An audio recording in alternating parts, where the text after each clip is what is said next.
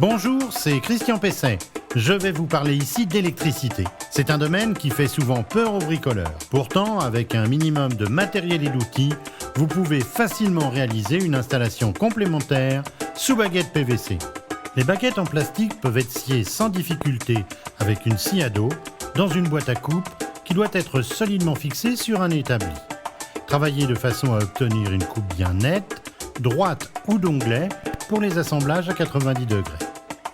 Les plinthes et baguettes en PVC se fixent par clouage, vissage ou encore collage. Dans ce cas, utilisez une colle mastic murale que vous appliquerez avec un pistolet extrudeur. Réalisez un cordon régulier en zigzag pour assurer une parfaite répartition de la colle au dos de la partie rainurée de la baguette.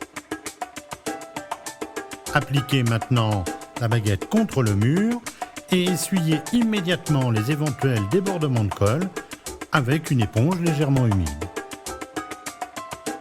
Posez la baguette inférieure en surplainte, elle est ici coupée d'onglets pour une parfaite jonction des rainures. L'installation se fait avec des fils à massive, c'est-à-dire pleins de 4 couleurs différentes. Vert jaune pour la terre, bleu pour le neutre, rouge et noir pour la phase, un changement de couleur de phase intervenant au niveau des interrupteurs. Respectez ainsi le code des couleurs qui est prescrit par la norme NFC 1500. Percez, chevillez le mur en fonction de son matériau et vissez les supports d'appareil aux bons emplacements. Vous pouvez aussi les coller. Faites maintenant passer les fils dans les rainures des baguettes et immobilisez-les avec des attaches spéciales qui se clipsent sur les cloisons. Dénudez l'extrémité du fil de phase sur environ 2 à 3 mm pour procéder ensuite au raccordement avec la platine de l'interrupteur. Prolongez le câblage de phase en utilisant un conducteur de couleurs différentes. En effet, la phase doit changer de couleur au niveau de l'interrupteur. Raccordez les conducteurs à la platine de l'interrupteur et serrez les vis des bornes de raccordement. Les vis doivent être parfaitement bloquées pour éviter tout grésillement dans les appareils. Il ne vous reste plus qu'à clipser la platine de l'interrupteur sur son support. Aucun vissage n'est en effet nécessaire avec ce matériel. Posez maintenant le couvercle des baguettes, clipsez-le sur le socle de celle-ci, puis mettez en place également le couvercle de l'interrupteur.